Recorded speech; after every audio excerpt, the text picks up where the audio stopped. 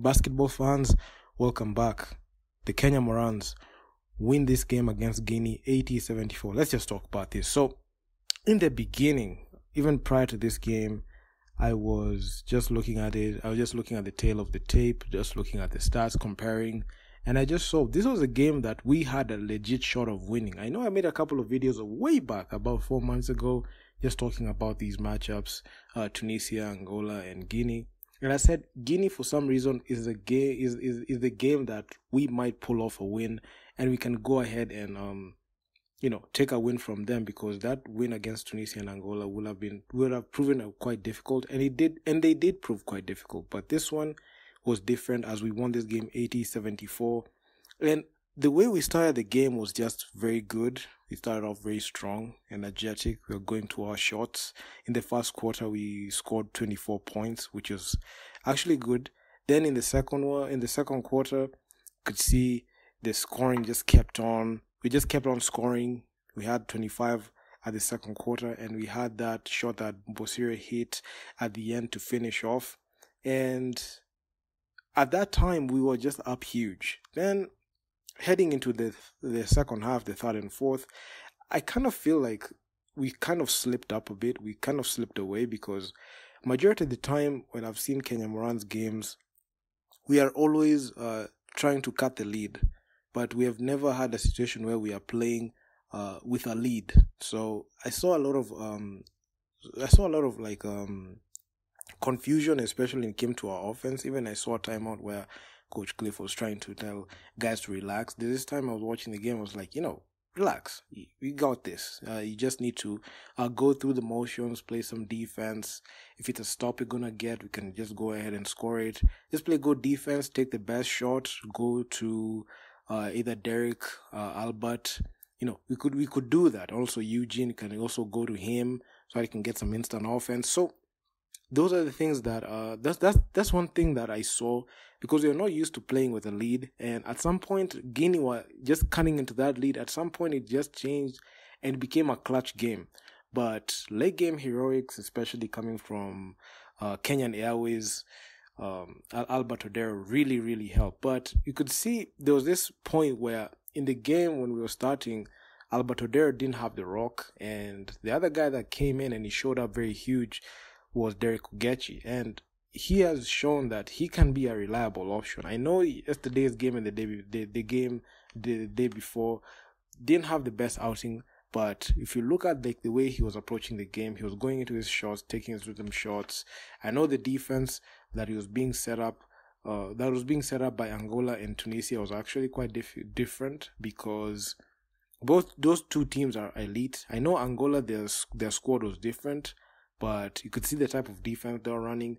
But Guinea, I feel like they didn't have like that strong defense like that, and we were able to get away with it on multiple occasions. So Derek Ogechi was able to, even at the half, he finished off with 15 points. I actually thought that if this man didn't foul out like early and get into foul trouble, because this guy had 4 personal fouls. So if he was able to just take care of the basketball and not foul a lot, there was a likelihood that this guy would have even scored about 30, because late in the game we didn't see a lot of Derek Ogechi at the time because of fouling. We didn't want to risk him fouling out like the way Fade fouled out. So there's that. Then at the half, I remember we had a couple of interesting things. So Victor Bosire, this is a guy that picked up like 2 personal fouls early in the game, which it was a huge head scratcher. Sometimes I asked myself, like, what is this guy doing? I know there's this whole intention of like playing hard and trying to play some good defense, but damn, you just can't go ahead and you just can't go ahead and play and foul like that, because it will really hurt your minutes. But this guy was playing on 4 fouls, and he only hit 2 of his threes. Those are the only field goals that he made.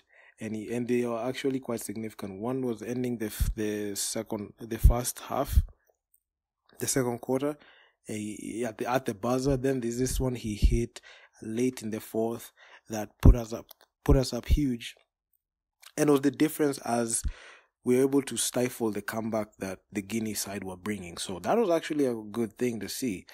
But looking at the other guys, I mean, I just still feel for Fahim. Fahim didn't even get any minutes. Bramwell didn't get any minutes. Ariel Ortega didn't get any minutes. But if you look at like the whole tempo of the game, you could see that the Coach Cliff was just rolling with the guys that were, they just got going. So there was a point where you just cannot just insert a guy like that in there. So which is understandable. I know coaches make their decisions and list a player like a DNP. So it was okay with me because the win was established and we went to the guys that will have brought us. But man, our front court just we just have issues in the front court because our backcourt guys just did a very good job. I've seen Eugene. Okay, statistically, he didn't show out like the best, but those 3 steals were actually quite crucial. He had 6 points on 33% shooting. He was 2 of 6 from the field. He had 3 rebounds and 2 assists. I feel like he would have been a much more reliable option if he was just drawing fouls because he is that guy who has a high free throw percentage. So he's a guy that can be able to like draw fouls and get to the line. So if he went to that, if you had gone to that, like, majority of the time, there was a high likelihood that the outcomes of the games would have been different. But anyway, his input was enough, and he played 27 minutes, so he was not on like he was not being given like less minutes like that. So that was actually quite good. Then we had Alberto Dero. One thing was interesting was when he started the game. He didn't all start off very hot, but you could see there was the other guy, Derek Ogechi, who came in and was just doing his thing. But then there was that situation where he fouled. He had a very like careless foul that sent the other guy from Guinea to the line where he knocked down three free throws at the end of I believe it was the end of the third quarter. Because my God, I was looking at Albert. I was like, what is he doing? But in the end of the day, when it mattered in the fourth, Mr.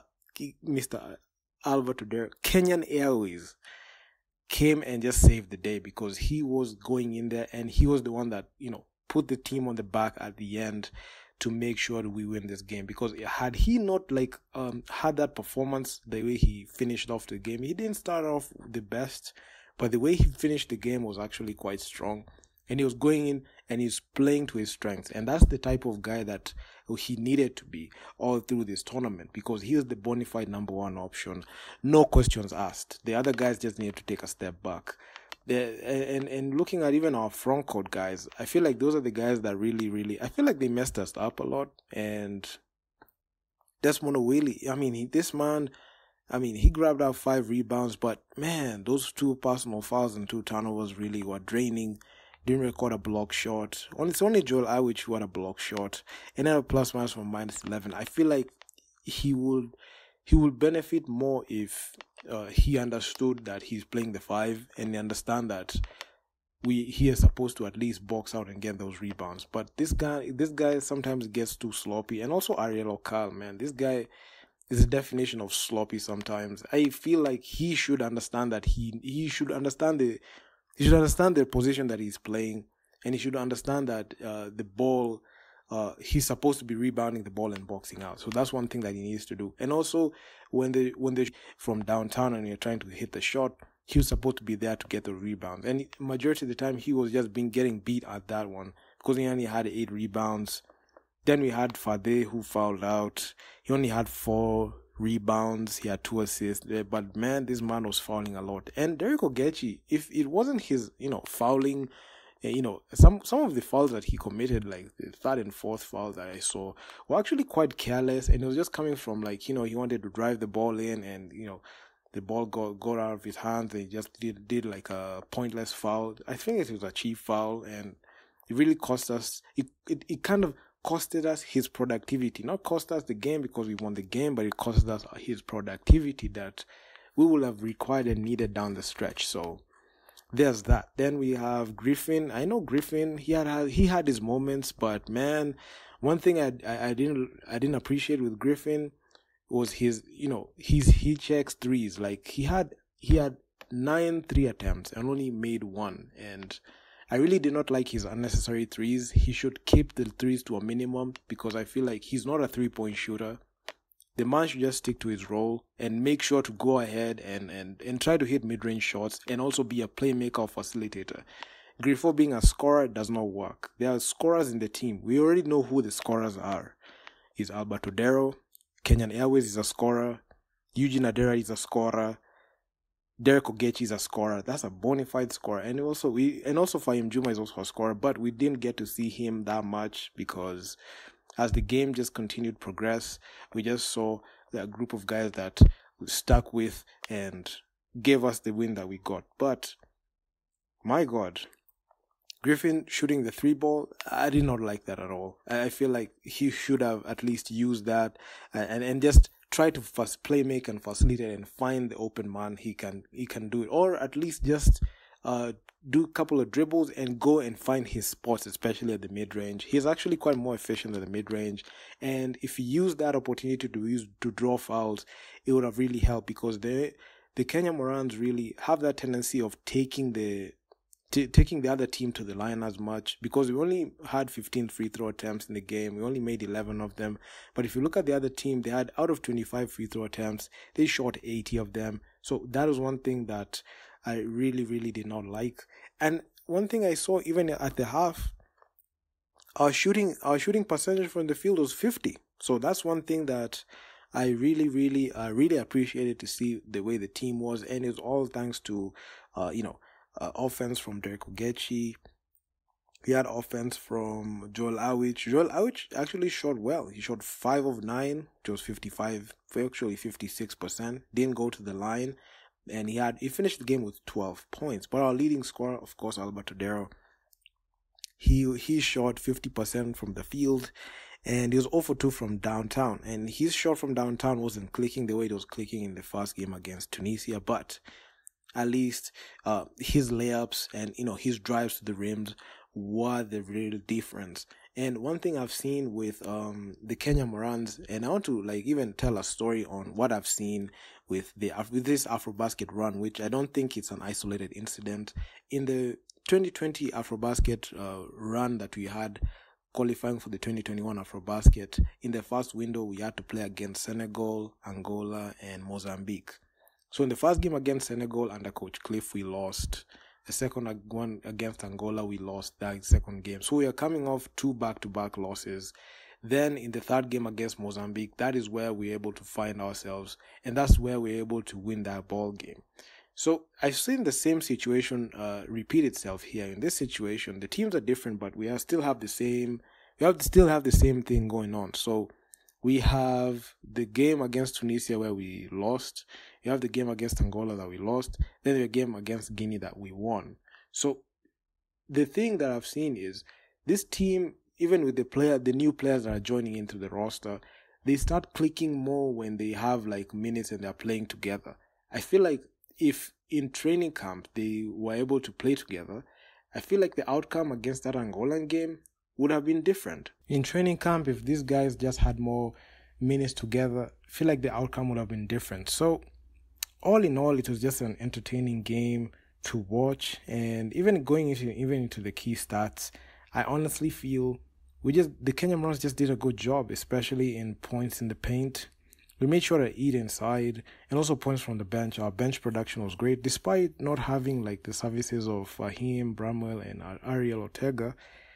Still, the other guys were able to help Alberto Dero, Derek Ogechi, and Adera. And I feel like the best number 1 option of the team right now is Kenyan Airways. He's our guy.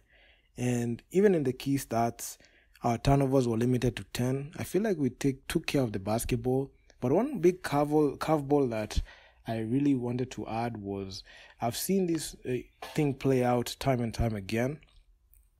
When the Kenyan Morans match up against an elite team, a team that is a powerhouse in the continent, one thing that I've come out and seen was the Kenyan Morans really struggle, and their flaws just get very much exposed. They get very much exposed. They're not able to take care of the basketball. They're not able to be as effective as you think they will be. So when that happens, the other team, the elite team, does a very good job at exposing us that much. But when the Kenyan Morans match up against, let's say, an average team or a below average team, for some reason, I feel like that's where we shine a lot. Because when we match up against a team like Guinea, we look like we are very good. But when you match up against a team like Angola and Tunisia, the way we started, they made us look so below average. So the big thing is, even I had a theory, even going into the Afrobasket qualifiers in 2021 and the actual Afrobasket, the theory was we only are good when we beat average or below average teams, and we look below average when we match up against elite teams. Because right now, as we speak, Guinea and Kenya are on the same level. When you look at like statistically, we have the same flaws. We have the same, we just look the same, especially when it comes to on-court production. But when you look at a team like Angola and Tunisia, teams that are legit powerhouses, Senegal as well, Cote d'Ivoire, Nigeria, we don't have the ability to even pose any resistance to those teams. So we're not able to pose any resistance to Tunisia. Of course, they're the two-time reigning defending champions in the Afrobasket, so that's acceptable. We were not able to beat an Angolan team that didn't even bring like their A team or their best players. We really, really struggled in that game. Then looking into this game against Guinea, we really looked like we were struggling in there because we didn't know how to play and defend a lead. We almost blew a lead.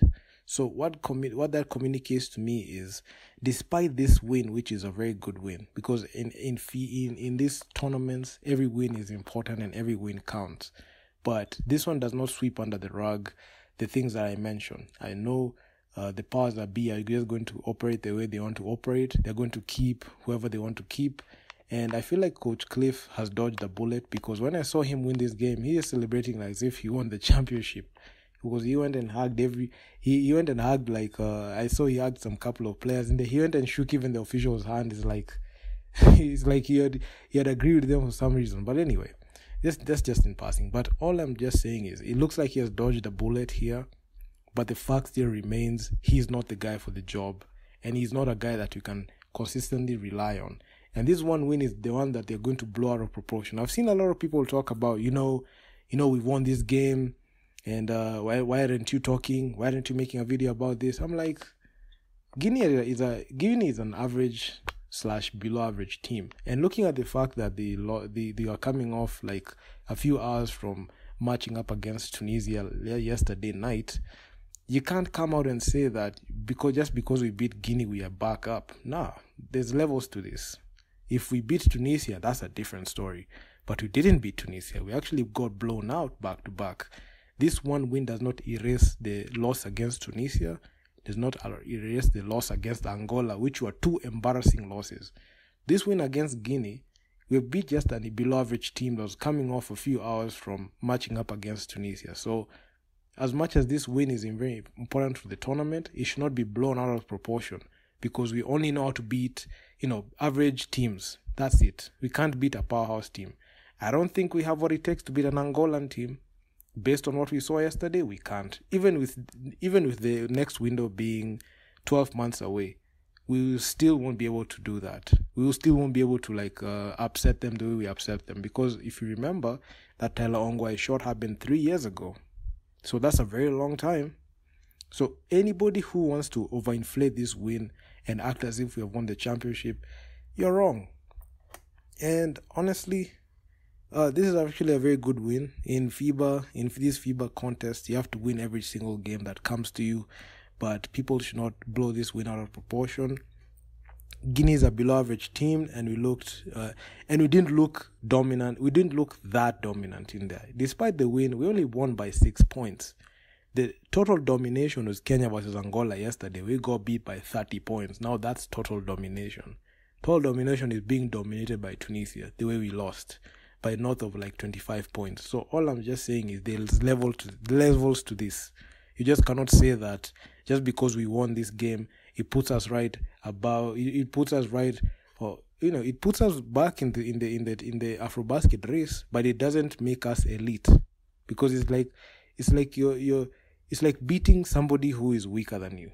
Okay, Guinea, we know they're weak because even in the post-game presser, they came out and said, they played back-to-back games, that they were tired. They got spent, especially in the match up against Tunisia, who posed a lot of resistance to them. So there was that, fatigue in there. So even with us beating Guinea, it doesn't mean that we are still back. We're still good in, we're in that level where we are elite. We are not elite.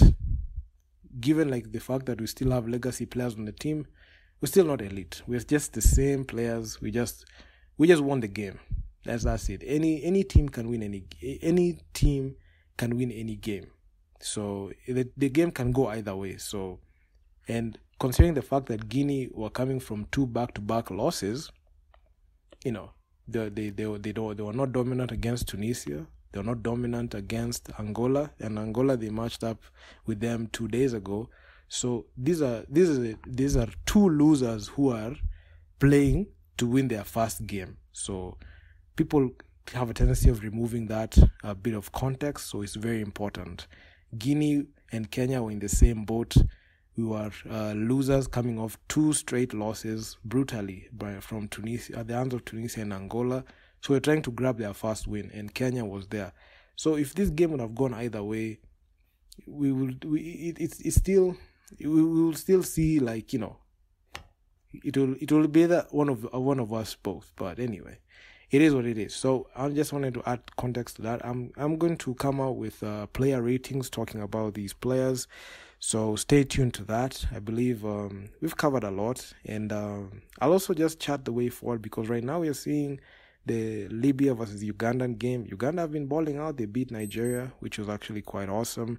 Then I'm just waiting to see the last game of the day. This is Cote d'Ivoire versus Egypt, and also Tunisia versus Angola is just going to be fire. So stay tuned to that. So if you guys like the video, make sure to leave your feedback down in the comments, what you think about this whole situation. And I'm out. Peace.